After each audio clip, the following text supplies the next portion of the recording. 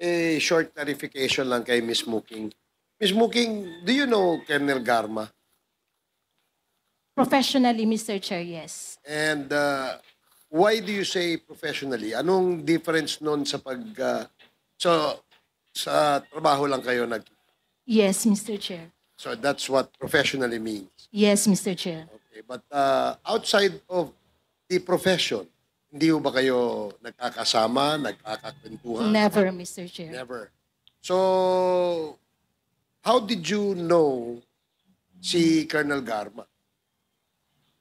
Si Colonel Garma lang po ang precinct commander sa Davao City na babae.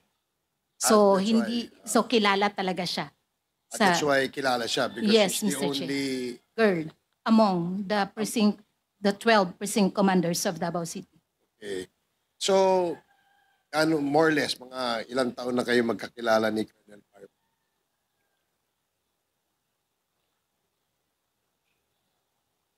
Parang, I don't know kung kailan siya napasok sa Davao City. Pero nakilala ko lang talaga siya, Mr. Chair. Pasensya na po.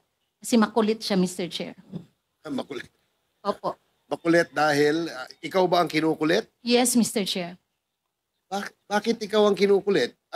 Ito ay kasama sa professional relationship. Yes, ninyo. Mr. Chair. Very professional. So, paano kanya kinukulit mismo? Meron kasing request, as I have mentioned earlier, yung mga precinct commander para sa support from the city government of Davao. Tapos, one of those requests is care of kay Colonel Garma, which is the repair of her office. And kasi po, di ba po, meron naman pong process ang government pag meron kang request. So you have to go through po yung sa general services, meron pa po yung purchase order, purchase request. Kinikulit niya po kami doon sa mga aircon niya na request, mga TV, and other supplies. So kaya namin siya kilala, Mr. Chair. So in relation to her, parang financial request yan, di ba? Funding request. No, not funding, Mr. Chair, but office equipment and office supplies. Yeah, but she requests your office to provide her with funds to purchase... no, item. It's an equipment. So yung item kayo... No cash, no So funds. kayo bumibili and then you provide them with the items. Pinoprocess po yan ng City General Services. Granting for the sake of argument that it has already been processed, you have the item with you, that is what you provide. That's right, Mr. Chair. That is to answer yung kanyang request. That's right, Mr. Chair. So yun ang kanyang, kaya mo na sabing makulit siya dahil follow-up siya ng follow-up. Hindi po humihinto, Mr. Chair. So hindi humihinto. Yes, Mr. So, Chair. Parang, the way I picture it, parang sobrang kulit niya. Tama ba yun? Actually, Mr. Chair. Now, that is the only request, yung kanyang sa office niya. As far as I can remember, Mr. Chair, yun lang po ang ma-recall ko kay Did Colonel. she ever request from you? At ikaw lang ang kinakausap niya? Actually, Mr. Chair, hindi naman po talaga ako lang. So, Sino pa? Sino pa kaya ang kinakausap? pino-forward ko po yung staff niya sa City General Services Office para makafocus din po ako sa ibang task. Okay. So you seem to have several tasks under the LGU, no? LGU ba yan? Mostly administrative, Mr. Chair. Okay. And who do you report direct? Who is your immediate superior? The Chief of Staff, Mr. Chair. And that is? Actually, from 2004 to 2016, we have several Chief of Staff. Several Chief of Staff? Yes, every term po. Parang, yes. Okay. So, lahat ba ng police precinct commander, kapag merong request, ay sa iyo dumadaan? Actually, Mr. Chair, pinoprocess siya doon sa reception area namin. Tapos, parang part of my task is tagapukpok po ng mga opisina kung saan po sila may request. Okay. Have you read the affidavit submitted by Colonel Garma to the Quad? Yes, Mr. Chair. And doon sa kanyang affidavit, nabanggit niya na your name was implicated doon sa punto na ikaw ang nagre-release ng operational funds. Is that correct? No, Mr. Chair. So hindi totoong nagre-release ka ng funds. Hindi po, Mr. Chair. So why do you think Colonel Garma would say that? I cannot answer in behalf of Colonel Garma, Mr. Chair. Just make a wild guess. What do you think is the reason why Colonel Garma would specifically mention your name, no? Mention your name as the one in charge of releasing funds for the successful operation of the war on drugs. Bakit ikaw? Meron ka pang ibang kasama sa office, correct? Guess ko lang po, Mr. Chair. Just a guess. Sa tingin mo? Baka gusto niya lang po akong i-connect. Kasi po, from the city government of Davao to OP. Parang ako siguro yung nakikita niyang linyada. Guess ko lang. Okay, so, linyada kay former president. Probably, Mr. Chair. Okay. So, do you directly report to the former president? No, Mr. Chair. To whom do you directly report? As I have said earlier, Mr. Chair, from 2016 to 2018, to then SAP, Senator Bongo, then from 2018 to 2022, Yusek Melchor Kitain, Mr. Chair. Okay, so dito muna, nung ASEC ka kay SAP, former SAP, now Senator Bongo, That's right, Mr. Chair. can you give us, or at least educate us, ano ang iyong work sa office ng SAP? Specifically kay Senator Bongo. As I have said earlier, Mr. Chair, it's mostly administrative, clerical, errands, social services, and mechanical works. What about appointments? That's part of the... Social. No, Mr. Chair, that's part of the admin.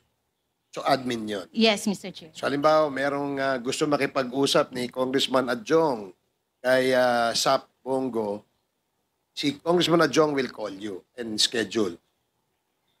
I believe hindi niya ako tatawagan kasi hindi niya ako kilala, Mr. Chair. But where does a member of Congress who would like to see SAP Bongo request an appointment? Actually, si Sap Bongo kasi, Mr. Chair, is madaling malapitan. So, lahat ata ng congressman, I believe, direct na nagtitext sa kanya and direct din po siyang sumasagot. Lahat? Almost all. As Okay. far as I know, Mr. Chair. Just to make it clear, ako ba nakita mo ako? Lumapit ba ako sa'yo? Hindi, Mr. Chair. But I believe, Mr. Chair, parang nautusan ako before to reach out sa inyo. Sa akin? Pero hindi mo nyo lang po ako sinagot. So hindi tayo nagkausap. Hindi po, Mr. Chair. So it is very clear that it is not I who reach out to her, but it is Miss Muking who reach out to me. May I know kung bakit? Para ata yung i-clarify yung parang may request sa office, Mr. Chair. Ang gusto lang namin, mostly kasi, Mr. Chair, pag may pumapasok na request sa office, gina-clarify po talaga namin kung what's your priority among your requests. You mean request na mga projects?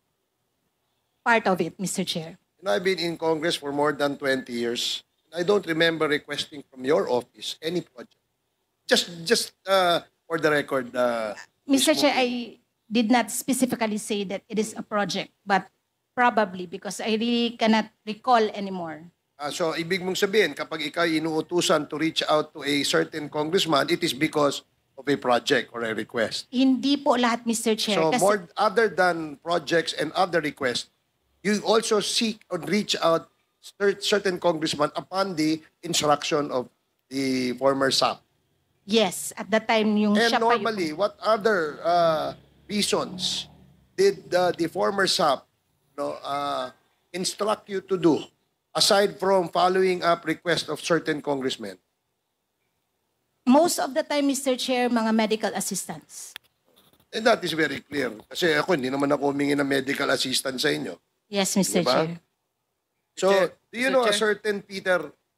Yeah, just to Yes, set the Con- record straight, yes, Congressman Adjong. para hindi ho tayo magkaliwanagan. You mean to say, Congressman, during the presidency of Digong, former President Duterte. the Yes po. request, when you were in Malacanang. Yes, Mr. Okay, Chair. just to set the record straight, because we're talking about now the 19th Congress. Have I ever called you? Actually, Mr. Chair, nakalimutan ko na po talaga kung sino din yung pong Yeah, nakakausap. because I was not part of Congress last. This is my first term. So kaya nga, Mr. Chair, I cannot recall. Just set the record straight. Ah. Yes, Thank you. Mr. Chair. Mr. Chair, short interjection lang din po kay Ms. Smoking. O sige, okay. You have 2 minutes. Thank you, Mr. Chair.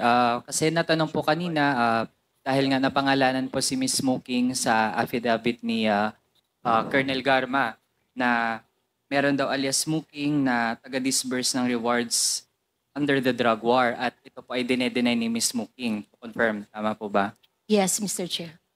Yeah. So Mr. Chair, kung dinedenay po ang nasa affidavit ni Colonel Garma, pero aside po kasi kay Colonel Garma, mismo si former President Rodrigo Duterte ay meron pong pinangalan ng alias Smoking din, both sa Senado tsaka maging dito sa Quadcom, Mr. Chair, based sa questions ng mga mababatas natin in both chambers. So, Mr. Chair, ngayon po itatanong ko, based naman sa sinabi ng dating Pangulo, in-insist pa rin po ba ni Ms. Smoking na wala siyang dinidisburse na pera in relation to the drug war? Wala po, Mr. Chair. Kahit po operational expenses para sa mga pulis na nagpatupad ng drug war? Wala po talaga, Mr. Chair. Or rewards sa mga napapatay with varying degrees? Wala rin pong nilalabas na pera? Wala po talaga, Mr. Chair. Kung ganun, Mr. Chair, then given na merong directly contradicting na mga sinasabi under oath, on one hand, yung sinabi ni Colonel Garma at ni dating Pangulong Rodrigo Duterte, and on the other hand, si Ms. Smoking, then Mr. Chair, merong at least isa dun sa mga tao na iyon who are lying under oath. And that demands further inquiry and questioning by legislators. Yun lang, Mr. Chair. Thank you.